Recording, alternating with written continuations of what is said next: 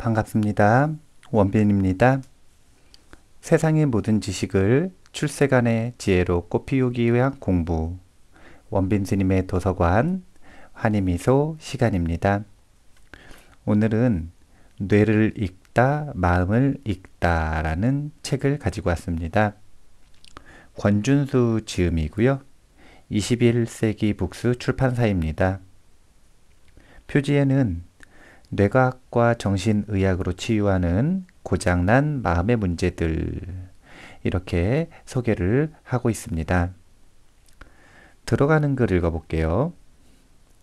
프로이트 시대를 건너 발견한 세상 2016년 3월 구글의 인공지능 알파고와 이세돌의 경기에서 알파고가 4승 1패로 승리했다.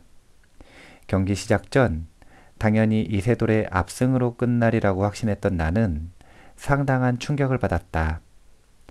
직감이라는 능력은 인간만이 가지고 있는 가장 고차원적 정신기능이라고 여겨지며 바둑 경기에서는 이 능력이 극단적으로 요구되기에 인공지능의 기계적인 알고리즘이 인간을 이길 수 없다고 생각한 것이다. 19 곱하기 19줄의 바둑판에서 벌어지는 경우의 수는 우주에 존재하는 모든 원자의 수를 합친 것보다도 많다고 알려져 있다. 그러니 아무리 성능 좋은 슈퍼컴퓨터로 경우의 수를 계산하더라도 인간의 직감력을 제한된 시간에 따라잡기는 어려울 것이다. 영어로 intuition이라는 단어는 직감, 직관 또는 통찰이란 뜻이다. 구체적으로 분석해서 결론을 얻자면 시간이 걸리는 것을 겉으로 드러나는 현상을 통해 짧은 시간에 파악하는 능력이다. 흔히 감이라고도 하는 직관력은 그냥 생기는 것이 아니다.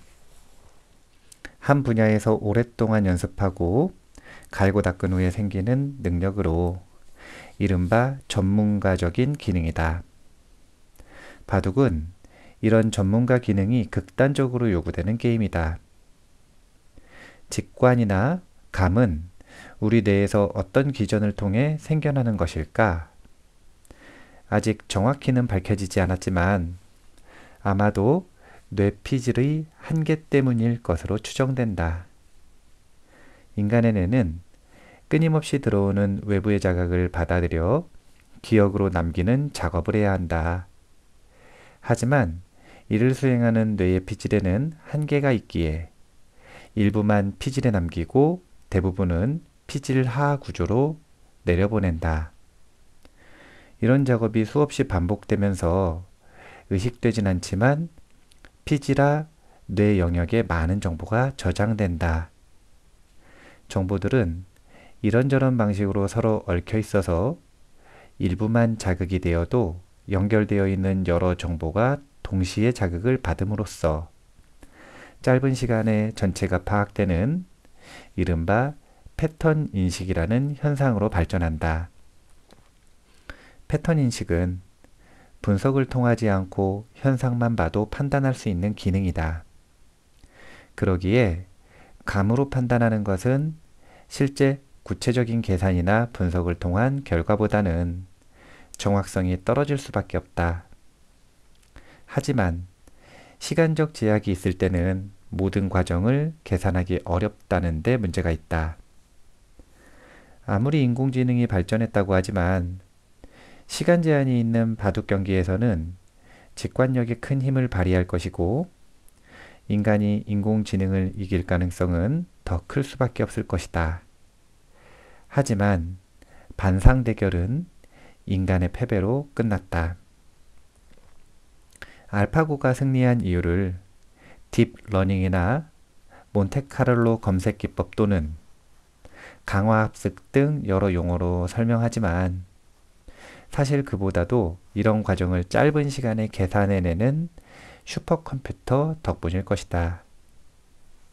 특히 병렬 계산을 위해 분산 컴퓨터를 이용했는데 CPU 1202개와 GPU 176개로 구성된 컴퓨터를 활용해 제한된 시간 내에 최대한의 경로를 탐색한 것이다. 이세돌 9단이 1초에 100가지 경우의 수를 찾아내는 반면 알파고는 10만 개까지 가능하다고 하니 아무리 전문가 기능을 동원한 직관력이라도 컴퓨터의 계산 속도를 따라가기는 어려웠을 것이다. 만약 인간의 뇌 피질이 충분한 정보를 저장할 수 있는 용량이 된다면 굳이 무의식적인 직감에 의존하지 않더라도 인공지능을 이길 수 있을 것이다. 이렇게 추론하자. 무의식은 단순히 피질의 용량 부족을 해결하는 하나의 방법에 지나지 않을 수도 있다는 생각에 이르렀다. 35년을 정신과 의사로 살면서 무의식에 대해 한 번도 의문을 품지 않고 받아들였던 나는 상당한 혼란에 빠졌다. 물론 컴퓨터처럼 계속해서 정보를 더 많이, 더 빠르게 계산하기 위해 뇌피질을 늘릴 수는 없을 테지만 말이다.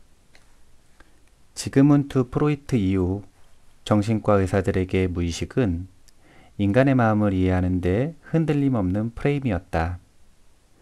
바다에 떠있는 얼음에서 수면 위로 보이는 것이 의식이고 수면 아래에 있는 더 큰 부분이 무의식이라고 하지 않았던가? 프로이트는 무의식이 의식의 조각들이 떨어져 구성된다고 했다. 그런데 카를 융은 집단적 무의식, 아니마, 아니무스, 더 나아가 자기라는 인간의 의식으로는 결코 그 모든 것을 이해하기 힘들다고 했다. 이런 거대한 무의식은 정신과 의사에게 존재의 바탕이자 흔들릴 수 없는 절대적 토대가 됐다.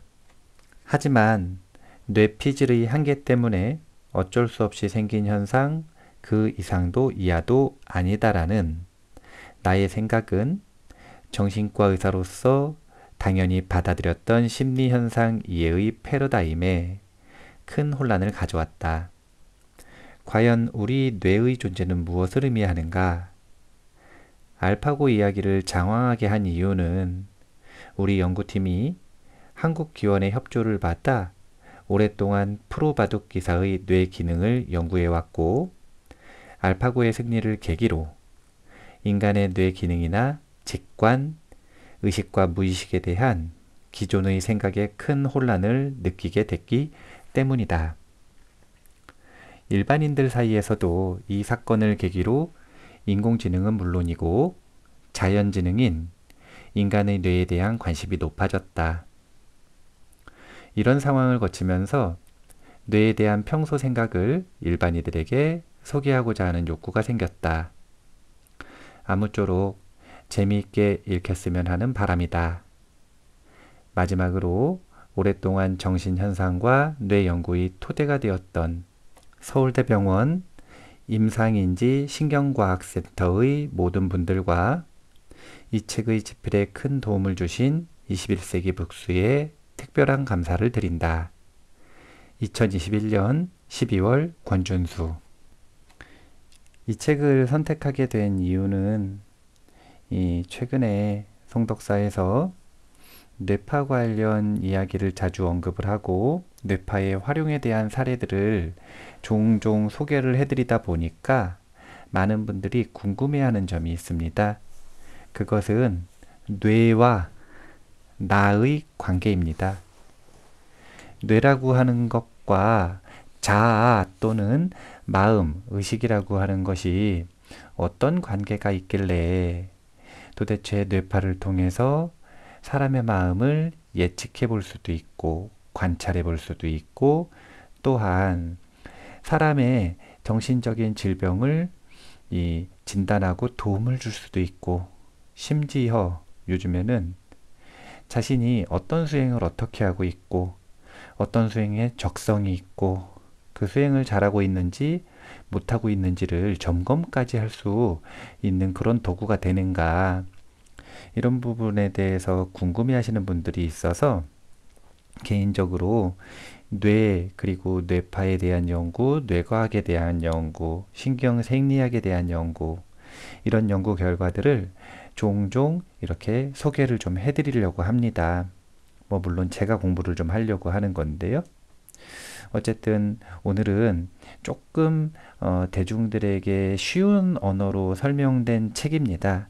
이 책 속에서 뇌를 통해 우리의 마음이라고 하는 것은 무엇인지에 대한 작은 힌트와 그리고 우리의 마음에 생긴 다양한 문제들을 어떤 방식으로 이제는 해결의 실마리를 찾고 있는가라고 하는 것들에 대한 작은 힌트를 얻으셨으면 좋을 것 같습니다.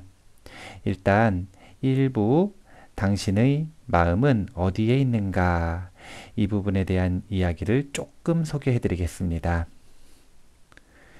우리 속에는 무한한 우주만큼 신비로운 소우주가 담겨 있다. 겨우 1.4kg 남짓한 작디 작은 뇌, 감정을 주관하고 고차원적인 생각을 유도하며 움직임을 주도하는 기관. 과연 뇌란 무엇이며 인간에게 어떤 의미일까? 마음을 둘러싼 아주 오래된 궁금증. 우리 안에 있는 우주, 뇌. 플라톤은 인간이 영혼과 육체로 이루어져 있으며 몸은 마음을 담는 그릇에 불과하다고 했다. 그러나 그의 제자인 아리스토텔레스는 정신과 신체를 따로 분리할 수 없는 단일한 존재로 봤다. 아리스토텔레스에 따르면 정신은 심장에 있고 뇌는 혈액을 식히는 역할을 한다. 이렇듯 마음의 실체에 관한 주장은 과학이 발달하기 전 고대 시대부터 첨예하게 대립했다. 이런 논쟁은 근대에 이르러 데카르트가 재정립했다. 장작불에 발을 올리는 상황을 가정해보자. 아마 1초도 되지 않는 짧은 시간에 뜨거움을 느끼고 발을 뗄 것이다. 뜨거운 불의 자극이 뇌에 도달하기 전에 이미 척수에서 반응이 이루어지기 때문이다. 데카르트는 이처럼 신경에 의해 조절되는 반사작용의 존재를 이야기했다. 그에 따르면 발을 떼는 행위와 뜨겁다고 인식하는 것은 다른 차원에 있다. 뇌의 기능과 말초신경의 기능을 분리하고 말초신경은 과학적 연구의 대상이지만 뇌의 기능은 연구의 대상이 아니라고 했다. 데카르트의 이런 이원론은 뇌의 가장 고위 기능인 정신을 인간이 과학적 연구로 밝혀낼 수 없는 신의 영역으로 남겨둠으로써 결과적으로 뇌에 대한 연구를 어렵게 했다. 이에 따라 데카르트 이후부터 1950년대 뇌 영상술과 약물 개발로 뇌의 구조와 기능이 밝혀지기 전까지는 정신에 대한 과학적 연구가 지지부진한 상태에 머물러 있었다. 오늘날 일각에서는 정신이 뇌의 작용이라는 점을 데카르트도 알고 있었으나 당시 분위기에서 자신의 주장을 펼 수 없었으리라고 추측하고 있다. 기독교 문화에서 과학적 연구를 통해 정신을 연구한다고 하면 과연 그가 살아남을 수 있었을까? 한편으로는 오히려 그가 이원론을 주장함으로써 고위 중추 기능인 정신과 달리 감각과 관련된 말초신경의 연구가 가능했던 것이 아니었을까? 이처럼 정신의 존재와 위치를 둘러싼 다양한 주장이 있음에도 오늘날 인간의 생각과 행동의 상당 부분은 뇌의 작용으로 해석된다. 뇌의 고위 중추 기능 중에서도 감정의 영역은 특히 빼놓을 수 없는 부분이다. 현대인들을 괴롭히는 마음의 질병 또한 뇌를 진단하고 치료함으로써 개선될 수 있다는 희망을 주기 때문이다. 인간의 뇌를 현미경으로 들여다보면 어떤 모습일까? 수많은 신경세포로 구성된 뇌의 모습은 망원경으로 본 우주의 모습과 놀랄 만큼 닮았다. 과거부터 인간의 뇌를 소우주라고 칭했는데 이는 무궁무진한 가능성을 지닌 신비로운 공간이라는 점 외에 실제 모습의 유사성에서도 기인한다. 과학이 밝혀낸 뇌의 실체. 인간이 뇌를 한마디로 정의하자면 정보처리 기관이라고 할 수 있다. 일종의 컴퓨터와 같이 뇌 외부의 자극에 어떻게 반응할지를 결정하는 역할을 하기 때문이다.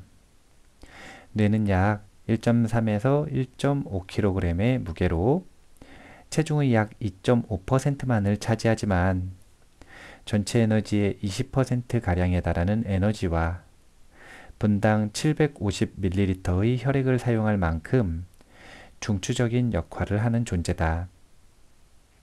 뇌는 크게 좌반구와 우반구라는 양쪽 반구로 나뉘어 있으며 흔히 좌뇌와 우뇌로 표현하듯이 기능이 편제화되어 있다. 한편 전두엽, 두정엽, 측두엽, 후두엽으로 이루어진 대뇌, 척수와 연결된 소뇌로 나눠볼 수도 있다. 약 1천억 개의 신경세포로 이루어져 있으며 이들 신경세포의 연결 부위인 시냅스는 그 수만 해도 100조, 1000조 개에 이른다. 이때 신경세포들은 직접적으로 붙어 있지 않고 틈을 주고 떨어져 있으며 신경 전달 물질을 통해 정보를 주고받는다. 즉, 뇌는 신경세포와 주변의 신경세포를 지탱해주고 적절한 환경을 제공해주는 신경교세포로 이루어져 있으며 세포들이 시냅스라고 하는 연결 부위를 통해 이루어진 신경다발인 셈이다. 오늘날에는 이런 신경세포들의 연결을 종합해 뇌 지도를 그리는 커넥톰 연구가 이루어지고 있다. 인간의 유전자 지도를 밝히는 게놈 프로젝트 이후에 진행되고 있는 대규모 연구로 휴먼 커넥톰 프로젝트라고 불린다. 뇌 신경세포의 연결 구조를 통해 궁극적으로 뇌의 신비를 밝히는 작업이다. 1천억 개에 이르는 신경세포와 서로 연결된 시냅스 구조를 일일이 그린다는 것은 불가능에 가까워 보이지만 많은 과학자의 노력으로 언젠가는 뇌 회로도가 완성되는 날이 올 것이다. 그때가 되면 이토록 작은 뇌 안에 어떤 우주가 펼쳐져 있는지 그 실체를 마주할 수 있을 것이다. 인간의 뇌에 대한 관점은 이처럼 지속적으로 변화하고 있습니다. 그러니까 기본적인 인식 자체가 의학자들도 마찬가지고 과학자들도 마찬가지고 그 시대, 자신이 살아가는 시대에 공통으로 인정되는 학설을 절대 진리로 이제는 받아들이지 않고 있습니다. 이유는 다른 게 아니라 그 학설은 인간들끼리 본인들의 인지 범위를 넘지 않는 선에서, 즉 아직 증명되지 않은 것은 배제하고 어느 정도 증명된 것들을 바탕으로 이 정도의 정의로 내리자라고 약속하는, 사실은 그런 약속된 정의에 불과하기 때문입니다. 조금 더 시간이 지나서 기술이 발전하고 좀 더 많은 경험이 쌓이면 분명히 새로운 정의, 보다 확장된 정의, 보다 본질에 가까운 그런 정의가 이루어지게 됩니다. 지금까지의 뇌에 대한 정의들을 보면 뇌라고 하는 것이 주목받은 이유는 다른 것 때문이 아니라 인간은 항상 궁금했거든요. 마음이라고 하는 게 어딨나? 도대체 마음은 어디에 있는 거냐? 그래서 예전에는 머리에 있다고 생각하는 사람도 있었지만 그보다는 심장에 있다고 생각하는 사람들이 많이 있었습니다. 이유는 다른 게 아니라 우리가 다른 사람에 대한 사랑을 느낄 때 또는 극단적인 공포를 느낄 때 심장이 두근두근 했기 때문입니다. 그래서 심장 속에 마음이 있다, 이런 관점이 있었는데 이것이 서서히 뇌라고 하는 존재에 대한 인식이 이루어지면서 뇌가 중요하다라는 인식이 이루어지면서 뇌에 마음이 있다 이렇게 생각을 하기 시작을 했어요. 그러면서 점점 더 뇌에 대해서 주목하고 뇌를 연구하기 시작한 거죠. 일단 기본적으로 마음은 어디에 있는가 라고 하는 질문은요. 이 질문 자체가 이미 잘못되어 있습니다. 이유는 다른 게 아니라 마음은 물질이 아니고 비물질입니다. 물질은 정의가 공간을 차지하고 질량을 가지고 있는 것이 물질이거든요. 그렇기 때문에 물질은 어디에 있는가 라고 좌표를 물어볼 수가 있어요. 하지만 비물질인 마음은 좌표를 물어볼 수도 없고 차지하지도 않습니다.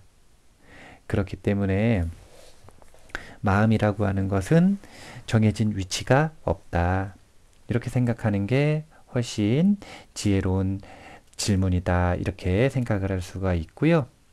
또 이 뇌와 마음의 관계에 대해서도 기본적으로 뇌라고 하는 것은 마음의 작용들을 일으키는 도구가 된다. 이렇게 생각을 하시면 될 것 같습니다. 그래서 뇌에 대한 다양한 연구들이 있는데 결국은 그 뇌라고 하는 것은 여기서 보면은 이 신경세포들이 시냅스라고 하는 연결을 통해서 신경 다발을 이룬다고 그랬는데 그런 시냅스가 연결되어 있는 신경세포들의 이 네트워크가 바로 생각길입니다. 생각길, 우리의 생각길, 감정이 일어나는 이 흐름 이런 것들을 이루어냅니다. 즉 우리의 경험을 이 구현하는 그런 이 구체적인 기관이라고 해야 할까요? 그래서 최근에는 이제 이 뇌가 각 부분에서 특정한 역할을 한다라고 하는 관점에서 이제는 몸 전체를 전부 다 뇌의 네트워크로 바라보고 그 중에서도 특히 머리에 있는 이 1.4kg짜리 이 두뇌 같은 경우에는 이 전체를 장악하고 있는 그 신체 네트워크의 총사령관 같은 그런 역할로 바라보는 관점이 있습니다. 결국 뇌에 대한 관점이 변화하면서 뇌를 국지적으로 바라봐서 각각의 부분으로 바라보는 것이 아니라 두뇌 전반에 걸친 네트워크, 심지어는 육체 전반에 걸친 네트워크의 총체로 보는 관점에 따라 이제는 뇌라고 하는 것이 어떻게 성장하고 발전하는지에 대한 원리들이 밝혀지고 있습니다. 예전과는 다른 관점인데요. 이 부분도 좀 읽어드릴게요. 사용할수록 성장하는 뇌의 원리. 그렇다면 20세 이후에는 뇌의 성장이 멈출까? 5세까지 폭발적인 성장을 하던 뇌는 이후 점차 성장이 더뎌지는데 이는 대뇌피질의 표면, 두께, 주름을 통해 분석할 수 있다. 322명의 일반인을 대상으로 한 연구에서 20세에서 85세의 기간에 걸쳐 대뇌피질의 앞선 3가지 조건을 측정해 본 결과 표면, 두께, 주름 모두 20세 이후부터 생애 주기마다 조금씩 감소했음을 확인할 수 있었다. 또한 전두엽, 두정엽, 측두엽, 후두엽 등 뇌 각각의 영역에서 조금씩 다른 비율로 감소했다. 성인이 된 이후에는 뇌가 조금씩 퇴행했다는 이야기다. 물론 무조건 퇴행만 하는 것은 아니다. 최근 연구를 보면 뇌는 사용하면 할수록 새로운 뇌가 생성된다고 한다. 이를 뇌 가소성이라고 하는데 뇌의 신경세포 일부가 죽더라도 신경만들의 숫자, 강도, 형태를 조절함으로써 그 기능을 다른 신경세포가 대신한다는 개념이다. 부상이나 외부 자극으로 생긴 뇌의 변화를 보상하기 위해 새로운 연결을 형성하는 뇌의 자연스러운 능력이다. 뇌졸중이나 외상 트라우마로 뇌의 특정 부분에 손상이 일어났을 경우 뇌의 손상되지 않은 부분은 손상을 입은 부분이 일반적으로 수행하는 기능을 인수하는 방법을 배운다. 길이 없던 숲속에서 같은 곳을 계속 왔다 갔다 하면 길이 생기는 것처럼 신경세포들의 연결 또한 일상의 반복적인 행동으로 생성된다.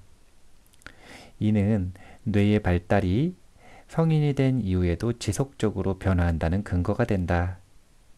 뇌는 사용할수록 활성화되고 그래야만 퇴화하지 않는다. 치매 예방을 위해 운동이나 뜨개질, 심지어 고스톱을 권하는 것도 다 이 때문이다. 물론 유전도 중요한 역할을 한다. 하지만 자극과 무관하게 형성된 초기의 시냅스도 사용하지 않으면 가지치기를 통해 제거된다. 자주 사용될수록 물리적 의미에서 더 강해지며 더 많은 가지로 서로 연결됨으로써 보다 강력한 네트워크가 된다. 인지훈련을 통해 신경세포 네트워크가 더 정교히 연결되고 복잡해지는 것이다. 이처럼 뇌는 외부 자극과 같은 환경적 요소들로 신경세포 간의 시냅스 연결을 강화함으로써 새로운 신경회로를 구축해 배우고 기억하고 성장한다. 뇌를 바라보는 관점이 뇌의 부분 이런 국지적인 역할들이 서로 나누어져 있다라고 생각하는 관점에 있을 때는 그 뇌에 해당되는 부분이 물리적으로 손상되거나 신경세포가 적어지면 뇌의 기능이 떨어진다라고 생각을 했던 것입니다. 그런데 뇌라고 하는 것이 두뇌 전체의 네트워크 연결 그리고 신체 전반에 대한 네트워크라고 하는 관점에서 생각을 한다면 신경세포 하나하나 또는 그 두뇌의 물리적인 손상보다 더욱 중요한 것이 무엇인가? 결국은 전체와 어떤 방식으로 얼마나 강렬하게 연결되어 있는가? 이것이 훨씬 중요한 일이 되는 것입니다. 그러니까 예를 들면 이런 것이죠. 어떤 산이 있어요. 근데 그 산을 올라가는 사람이 있습니다. 활용하는 사람이 있어요. 그런데 길이 있죠. 그 길이 나 있는 곳이 손상이 됐습니다. 그러면 우리는 그 길로만 그 산을 올라갈 수 있다. 이런 관점을 가지고 있을 때는 이제는 그 산을 올라가지 못하거나 올라가는 것이 너무 어렵거나 이렇게 기능이 떨어졌다 판단할 수밖에 없습니다. 하지만 조금만 더 생각을 해보면 그 길이 아니더라도 그 산속에서 위로 올라갈 수 있는 여러 다양한 길들은 네트워크를 어떻게 형성하느냐에 따라서 무수하게 많이 만들 수가 있습니다. 다만 새로운 네트워크를 만드는 과정이 필요할 뿐이죠. 즉 이렇게 길을 만드는 과정, 생각이 지나가고 감각의 정보들이 지나가고 감정이 지나가는 이 길을 만드는 과정이 어떻게 이루어지고 그것을 우리가 조절할 수 있다라는 것, 그 방법만 밝혀낸다면 우리는 사실 뇌세포가 죽어가고 뇌에 손상이 좀 일어나고 이런 부분들을 감당하고 보완할 수 있는 솔루션을 얼마든지 찾아낼 수 있다. 그렇게 해서 주목하는 것들이 시냅스의 연결들, 신경세포 간의 연결들, 그래서 이 뇌의 네트워크가 새롭게 열리고 그것이 다양하게 연결되고 이런 방식으로 뇌를 발전시킬 수 있다. 라고 하는 부분으로 새로운 관점이 생겼다. 이렇게 보시면 될 것 같습니다. 사실은 이 책에서는요, 이러다 보니까 뇌가 잘못된 거죠. 뇌의 신경 구조가. 그래서 생기는 다양한 정신적인 문제들도 소개를 하고 있습니다. 원인이 무엇이고 올바로 어떻게 이해해야 하고 그리고 사실은 어떻게 요즘에 치료하고 있는지 이런 부분들도 자세하게 소개하고 있는데요. 그런 부분들은 각자 관심 있는 부분을 좀 읽어보시는 걸로 하고 저는 그것보다는 개별 정신적인 문제보다는 보다 보편적으로 공통으로 해당이 될 수 있는 행복한 뇌를 만드는 가장 확실한 방법 이 부분을 소개해 드릴게요. 행복을 위한 너무도 당연한 방법들 행복에 대한 많은 담론이 있지만 신경과학적으로 행복을 이해한다면 다음의 기본 사항들을 지키는 것이 무엇보다 중요하다. 첫째, 균형 잡히고 건강한 식단이다. 당이나 지방이 지나치게 많이 함유된 음식이 건강에 좋지 않다는 것은 누구나 아는 사실이다. 이와 달리 트립토판은 행복의 필수적인 물질로 필수 아미노산 중의 하나로 세로토닌의 합성을 돕는 중요한 역할을 한다. 하지만 직접 섭취하지 않으면 체내 합성이 불가능하므로 바나나, 견과류, 계란, 연어, 양고기 등의 음식을 섭취해 주는 것이 중요하다. 트립토판이라고 하는 물질이 중요하다 그러네요. 둘째, 적절하고 충분한 수면이다. 수면은 낮 동안의 생활에서 벗어난 휴식을 제공하는 것이므로 하루 최소 7시간 이상의 수면을 취하는 것이 좋다. 수면이 부족하면 다음날 인지 및 행동의 수행이 더뎌질 수 있다. 이와 더불어 세로토닌이 수면과 일주기에 대한 조절 효과를 갖는 만큼 적절한 수면과 규칙적인 생활을 유지하는 것이 적정 수준의 세로토닌을 유지하는 데에 도움이 된다. 하루 최소 7시간이라고 이야기를 했지만 이것은 양적인 면에서 이야기를 하는 거고요. 이거보다 훨씬 중요한 게 7시간에 해당되는 만큼의 질적인 휴식입니다. 그렇기 때문에 사실은 아주 숙면의 습관을 가지고 있는 분들 같은 경우에는 7시간이 꼭 아니어도 될 것이고요. 사실은 막 잠을 설치고 불면증을 가지고 있고 이렇게 수면의 질이 안 좋은 분들은 7시간 가지고도 부족할 수도 있습니다. 그래서 적절하고 충분한 수면이라고 했지만 휴식 이것이 굉장히 중요하다 이렇게 얘기하고 있는 거고요. 셋째, 일광욕이다. 많은 현대인은 실내 생활에 익숙해 인공 빛만 쬐며 살아가는 경우가 많다. 적정량의 태양광을 쬐는 것은 일주기에 대한 조절 효과뿐만 아니라 세로토닌의 합성도 돕는 만큼 적당한 일광욕은 필수적이다. 햇빛에 대한 오해들을 우리가 많이 가지고 있는데 햇빛에 대한 오해를 풀어드릴 수 있는 책도 제가 소개를 해드리도록 하겠습니다. 결론만 이야기하자면요. 햇빛은 우리의 적이 아니라 친구라는 점입니다. 넷째, 운동이다. 꾸준한 운동은 뇌를 비롯한 신체의 노화를 막고 기억 기능의 중추인 해마의 나이를 더 젊게 유지하도록 노화 치매를 예방한다. 앞서 알츠하이머 병에 걸린 경우 해마의 크기가 작아진다고 이야기했는데 운동을 통해 이를 예방할 수 있다는 의미다. 또한 운동은 우울증에도 효과적이기에 경중 중도의 우울증에는 운동이 치료요법으로 사용되기도 한다. 앞서 이야기했듯이 3개월간 유산소 운동을 한 조현병 환자 그룹은 그렇지 않은 그룹에 비해 해마의 크기가 유의미하게 커졌다는 연구 결과도 있다. 6개월 동안 자전거 운동을 한 조현병 환자와 운동을 하지 않은 조현병 환자의 뇌 백질 연결성을 비교한 실험도 있다. 연구 결과 뇌를 이루는 큰 백질 영역들의 연결성이 자전거 운동을 한 그룹은 크게 증가했고 운동을 하지 않은 그룹은 감소했다. 운동이 뇌 백질 연결성을 증가시켜 뇌의 정보 전달 속도를 빠르게 한다는 것을 간접적으로 보여주는 결과다.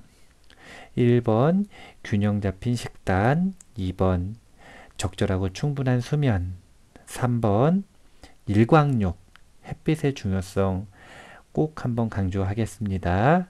넷째 운동 정말 중요하죠. 뇌도 휴식이 필요하다라는 부분을 좀 읽어드릴게요. 이 불교와의 연결성을 가지고 생각을 해볼 수 있습니다. 수행과의 연결성. 마음 챙김이라고도 하는 명상은 자신을 돌봄으로써 뇌가 건강한 상태를 유지할 수 있도록 돕는 또 다른 방법이다. 판단하지 않고 있는 그대로의 자신을 관찰하며 자신의 신체, 감정 등을 돌아보는 것이다. 이런 활동은 스트레스를 잘 극복할 수 있는 회복 탄력성을 키우고 일상생활에서의 집중력을 높이며 뇌의 노화를 막는 것으로 알려져 있다. 그뿐만이 아니라 명상은 뇌의 구조 및 기능도 변화시킨다. 명상을 한 그룹은 그렇지 않은 그룹에 비해 해마의 피질 밀도가 크게 증가했다는 연구 결과도 있다. 운동이 해마의 크기를 증가시킨 것처럼 명상 또한 인지기능과 스트레스 조절에 중요한 역할을 하는 해마를 활성화한 것이다.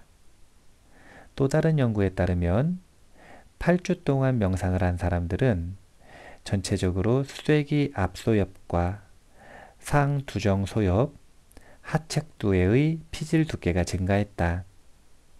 특히 하측두에는 불안의 정도와 상관관계가 있는 부위로 이곳이 두꺼워진 사람들은 불안이 더 많이 감소한 것으로 나타났다. 마음 챙김과 관련해 템플스테이는 우리나라에 있는 독특한 프로그램이다.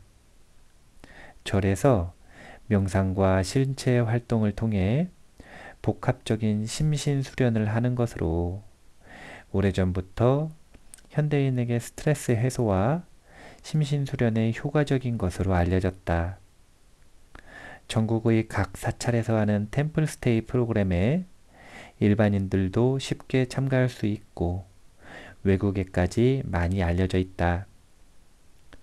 템플스테이에 대한 과학적인 연구는 전무한 상태였는데 우리 연구팀이 실제 템플스테이가 심신수련에 효과가 있는지 또한 뇌의 구조나 기능에 변화를 가져오는지에 대한 연구를 진행한 적이 있다. 2014년에서 15년 2년간 지리산 대원사의 3박 4일 템플스테이에 참여한 직장인 50명을 총 12그룹으로 나누고 33명은 사철에서 마련한 프로그램 체험형 템플스테이에 참여하고 17명은 자유롭게 휴식형 템플스테이로 생활하도록 했다.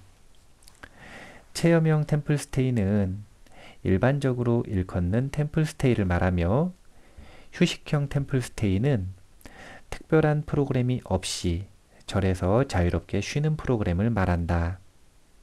우리는 체험형 템플스테이의 효과를 휴식형 템플스테이와 비교하는 연구를 한 것으로 체험형은 중재군이 되고 휴식형은 대조군이 되는 것이다. 그 결과 놀랍게도 템플스테이 참가자들은 대조군과 비교해 회복 탄력성이 상승했고 이 효과는 3개월 후에도 여전히 높게 지속됐다. 단지 3박 4일의 템플스테이에 참가했을 뿐인데 3개월 후에도 회복 탄력성이 증가한 상태로 유지된다는 것은 놀라운 일이다. 아마도 며칠간의 템플스테이 참가 효과만은 아닐 것이다. 그 프로그램에 참가한 것이 계기가 되어 그 후 일상생활에서도 규칙적이고 관조적인 생활, 마음 챙김과 같은 명상, 적절한 음식 섭취, 규칙적인 운동, 스트레스 관리 등을 지속했을 것이고 이런 생활이 3개월간 유지됨으로써 여전히 회복 탄력성이 유지됐을 가능성이 크다. 이런 변화는 뇌의 기능 및 구조 변화도 동반했다. 템플스테이 참가자들은 전두엽과 두정엽 사이 그리고 뇌 백질의 연결성이 더욱 향상됐다. 이는 인간의 뇌 신경세포가 쇠퇴와 생성을 거듭한다는 뇌 가소성을 지지해주는 결과이기도 하다. 한편 템플스테이를 통해 호전된 회복 탄력성이나 마음챙김의 변화와 뇌의 연결성에 상관관계가 있다는 것은 이 결과가 우연히 나타난 것이 아니라 뇌의 변화를 확실히 동반하는 변화임을 의미한다. 또한 템플스테이 참가자들은 대조군에 비해 디폴트 모드 네트워크의 기능적 연결성이 더욱 강화했다. 디폴트 모드 네트워크란 휴식을 취할 때만 활성화되는 뇌 영역의 연합을 말하는 것으로 일하지 않을 때는 의식의 초점이 외부가 아닌 자기 자신에게 향하기에 가장 초기 상태라는 의미에서 디폴트 모드라고 부른다. 디폴트 모드 네트워크를 강화한다는 것은 템플스테이가 단순히 휴식이 아니고 뇌에 더욱 깊은 쉼을 선사한다는 추정을 가능케 한다. 이러한 내용들은 템플스테이의 효과를 밝히고 있습니다. 사실은 템플스테이의 효과라고 하는 좁은 의미가 아니라 수행을 하고 명상을 하는 것이 우리의 뇌에 어떻게 휴식을 주는지 디폴트 모드 네트워크라고 하는 용어를 활용을 했는데요. 그렇게 외부 환경을 바라보고 외부 환경을 대상을 쫓아다니면서 긴장하고 스트레스를 받는 상태에 있는 것이 아니라 그런 모든 시선을 거둬서 내부의 자신에 대한 이 스스로로 자신의 주의력을 되돌림으로써 디폴트 모드 네트워크가 활성화되고 그렇게 휴식이 된다 라고 하는 그런 이야기를 하고 있습니다. 오늘 지금 뇌에 대한 이야기들을 전반적으로 소개를 좀 해드렸는데요. 정리해 보면 결론만 이야기하자면 뇌에 대한 관점이 많이 바뀌었습니다. 이제는 뇌세포 하나하나 또는 물리적인 뇌의 부분들 이런 부분들도 물론 중요하지만 그것만큼 중요하게 보는 것이 바로 네트워크입니다. 그래서 저는 이런 최신 연구 결과들을 종합해서 스스로 뇌를 바라보는 관점이라고 하는 것이 뇌라고 하는 것은 결국은 인체 전반의 네트워크다. 이렇게 정리를 하고 있습니다. 그래서 저는 심지어 논리를 비약하기까지 하는데요. 비약해서 어떻게 생각을 하냐면 우리의 몸도 뇌다. 이렇게까지 확장된 생각을 가지고 있습니다. 물론 전문가들하고 대화를 할 때는 이런 이야기를 하지는 않죠. 제 개인적인 견해니까요. 그런데 우리의 신체 전반이 이렇게 네트워크로 연결되어 있고 그 네트워크를 강화하는 것이 정말 중요하다면 이것을 바탕으로 우리에게 왜 정신적인 육체적인 문제가 생겨나는지 또한 반대로 그런 비정상 상태에서 건강한 정상 상태로 어떻게 발전할 수 있는지 어떻게 개선될 수 있고 어떻게 능력을 더욱 개발할 수 있는지 이런 부분에 대해서 연결성, 시냅스의 연결, 네트워크의 연결 이것에 주목을 하고 있습니다. 우리가 생각을 해보면 너무 당연한 겁니다. 어떻게 길이 뚫리는가, 새로운 길이 어떻게 만들어지는가 이걸 생각해 보면 되거든요. 다른 것은 없고 올바른 방향을 잡고 그 방향에 맞게 그 길을 계속 걸어야만 합니다. 반복해서 10번, 100번, 1000번 그렇게 하면 길이 생기고 풀이 사라지고 나를 핥힐 수 있는 가시와 덩굴과 나무들이 사라집니다. 그렇게 길이 열리는 것입니다. 그리고 그 한 번 열린 길이라 그래서 끝나는 것이 아니라 그 길을 좀 더 많은 물량의 정보를 가지고 왔다 갔다 한다면 길은 확장될 것이고 또 다른 길들과 연결될 것입니다. 하지만 한 번 연결됐다 그래서 그 길을 사용하지 않고 가만히 둔다? 방치한다? 그러면 숲풀이 정말 무성하게 자라난 등산로, 사실은 등산로라는 말이 무색해져 버리는 그런 길의 폐쇄가 이루어지는 것입니다. 뇌는요, 우리의 몸과 사용법이 틀립니다. 육체는 너무 많이 쓰면 연골 같은 것들이 닳아서 문제가 생깁니다. 왜 문제가 생겼냐면 많이 써서요. 안 쓰면 보호가 되죠? 그런데 뇌는 안 쓰면 퇴화합니다. 문제가 생깁니다. 그리고 쓰면 쓸수록 발전합니다. 물론 그 방향은 올바른 정보를 입력해서 쓸 때 올바른 방향으로 발전을 할 것입니다. 우리가 이 뇌라고 하는 것을 잘 이해해서 뇌라고 하는 것이 결국은 우리의 경험을 구현하는 도구 역할을 하니까 성능 좋은 빔 프로젝트에서 좋은 화질이 나오지 않습니까? 우리가 이 뇌라고 하는 도구를 적절하게 잘 개발한다면 우리의 경험을 질 높게 변화시키는 데 있어서, 즉 평화롭고 행복하게 변화시키는 데 있어서 큰 도움이 될 것이다. 이렇게 생각을 합니다. 특히 마음을 전문적으로 변화시키고자 노력하는 전문 수행자들의 경우에는 더욱더 중요하게 더욱더 신경 써서 이 뇌에 대한 최신 연구들을 공부하는 과정들이 좀 필요할 것 같다. 이렇게 생각을 합니다. 자, 그러면 이제 마무리하도록 하겠습니다. 세상의 모든 지식을 출세간의 지혜로 꽃피우기 위한 공부, 원빈 스님의 도서관 환희미소 시간이었습니다. 감사합니다.